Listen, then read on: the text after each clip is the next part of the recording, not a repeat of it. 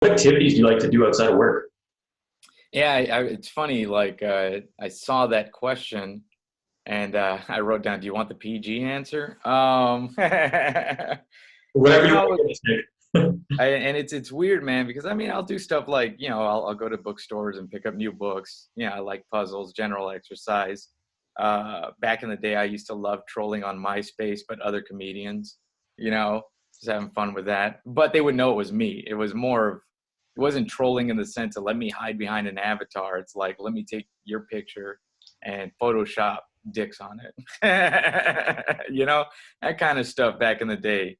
So that kind of stuff was fun for me, but it's that idea like, I don't know. I think I'm a pretty boring person. I think we all are, in a sense. Yeah, like I'm not really an active person. And when you meet active people, you're like, that's too much. You do all that in a day.